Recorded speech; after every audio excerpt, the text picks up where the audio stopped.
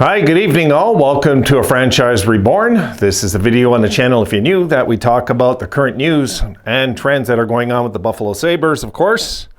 We're going to talk about the news of the day, guys. And here comes the clip. Sabres agree to terms with Cozens on a 7-year contract extension. All right, before we get into the money part of this, I'm thrilled they've locked in Dylan Cozens. Absolutely thrilled. And I myself, guys, I think this is a slight overpayment. I mean a very slight. But then I got to keep in mind, okay, we paid Tage Thompson after a good half of a season last year, right, where he got like 25 goals in the second, or 26 goals in the second half, and he got that big contract. So we got to put our faith in Adams that this is going to age well and not like milk, and I think it will age well. I think this is a future Selke winner. And yes, I was wrong. There you go. I told you guys on my channel, I'm transparent. I was wrong. I didn't think we'd give him a penny over 6.5, but I didn't think we'd lock him in for the 7 years either. So I'm really happy about the term.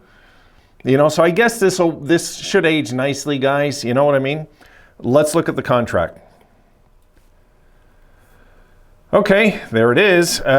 He's making just a bit less than Tage. I think 24,000 less or something like that. I think it's about 24,000 less a year. I mean, that would be nice for us, right? If they'd send that over our way.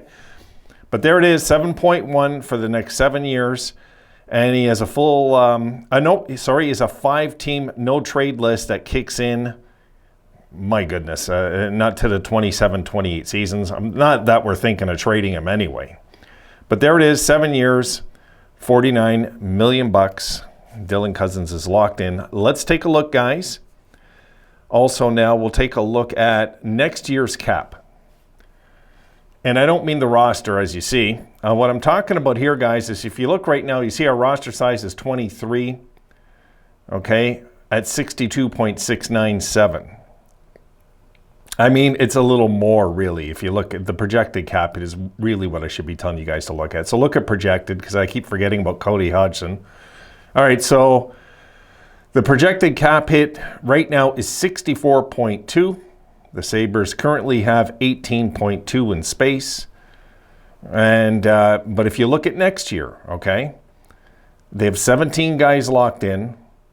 And they have that all for 58.7, and that's including Tage contract kicking in, the Cozens contract kicking in, the Samuelson contract kicking in. That's all included, okay? So we're in pretty good shape. So as it sits right now for next year, we have 24.7 million in cap space, and we got to get 6 guys locked in. Now, let's take a look at the roster with the numbers, and we'll talk a bit about this, and I'll close it up. I got a busy day ahead here, guys, with you guys, that is. All right, there you see it. So Okposo comes off the books.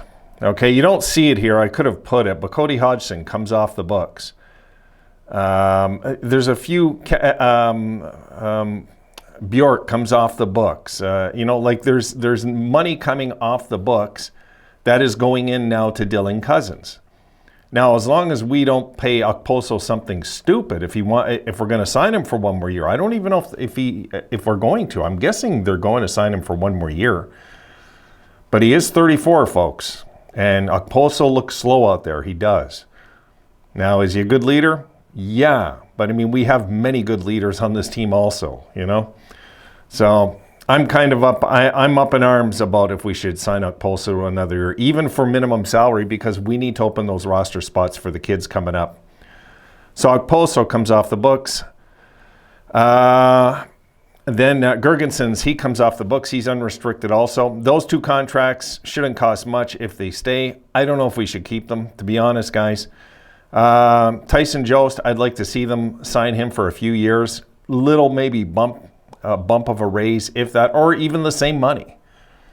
You know, it's not like he's lighting it up, but he has been an important asset, I would say, to the Sabres team since we got him. He has been pretty good. Rasmus Asplund, I don't know what to think there, guys. I'll let you guys fight over that. I really don't know. Clegg, I would like to see. Actually, I would like to see him sign, guys. I know, he's not a big name. I would like to see him sign, and I'd like to move Bryson if we had a choice here. Yeah, that's what I'd like to see done. But Bryson's locked in for next year too, so we don't even have to worry there. And the goalies I'm not worried about. But let's look at the blue liners just for a second, and I'll get back to you guys with other talk here. The Rasmus Dahlin contract, guys, this is the big one, okay? This is going to be the big one, as we know. And then you got Owen Power. So both of them next year. And look a little up on top, Peyton Krebs. Those are three names that we have to look at next year. Not this summer, of course, but next year. And hopefully get that done as early as possible during the season. So what do you guys think? And I ask you this, what Rasmus Dahlin's going to make? Because this is really important now. Like, you see the cap space we have open. So for those of you that were wondering all this time why we're not acquiring guys that are $10 million, today's the reason, guys. We have to get Dylan Cozens locked in. We can't not lock these guys in. We have to lock these guys in before getting some big name. So I'm going to leave it with you guys. What do you think? And be honest here, that Dahlin will make. Will he make over $10 million? I don't think so, guys. I just don't think so. I'd be surprised, but this surprised me a little today. I honestly thought, and you guys are right, there's a few of you that said he's going to get 7. He's going to get 7. You were right. He got 7. So 7.1. So I thought he'd get about 6.5, 6. But I thought we'd lock him in for 4 or 5 years. I didn't know we were going to lock him in long term the way we did. That surprised me, to be honest. So the term's good, folks. The term is good. We avoid a bridge and we go straight into the term. It's okay. But Dahlin is going to be the big one. I'm going to just say 9.5. I think it's going to cost that much. Now I'm hoping you're going to say, no, Wayne, we're not paying him that much. I hope that's what you tell me now.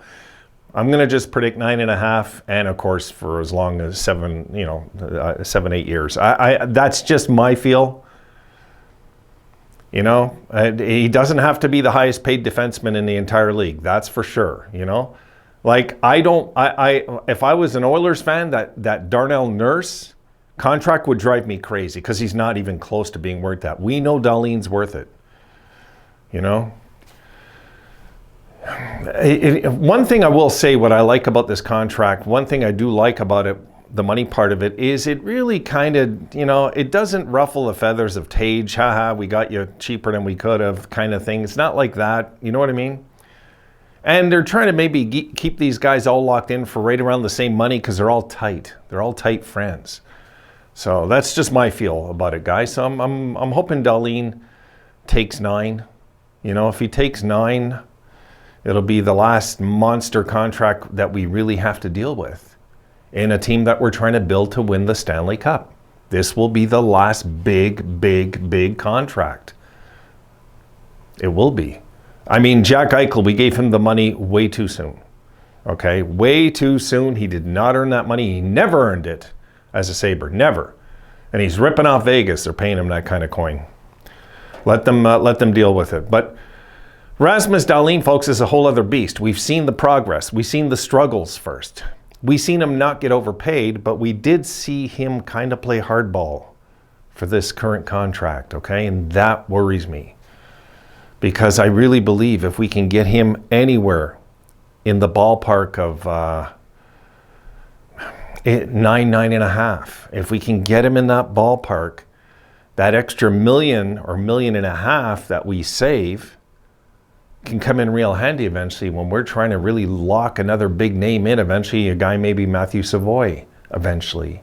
I mean, these things come into play, It's not going to be easy to get that negotiation done, I believe. That's going to be a tough one. Owen Power, I don't know if we're going to give him a bridge. What do you guys think? I think they'll just lock him up. They'll lock him up. And they better lock him up ahead of time, because the truth is, if Dylan Cozens, if we gave him, let's say, a 3-year bridge, and then he goes crazy and has a few 40-goal seasons, we know we're kind of stuck again. We're in that position again. And of course, the market goes up, as we know, and everything. So I'm just hoping that the Dahlin contract is not going to kill our chances of winning a Stanley Cup eventually. If we can keep it at a reasonable rate, is really important for me. I'm a big believer in the money like that, guys. If you manage the money right, you can win a Stanley Cup. It's really that simple, you know. And develop your talent, have the right coach. You know, everything's got to, but the stars align better when there's more money available. If you know what you're doing. It seems like Adams does. So, what do I know?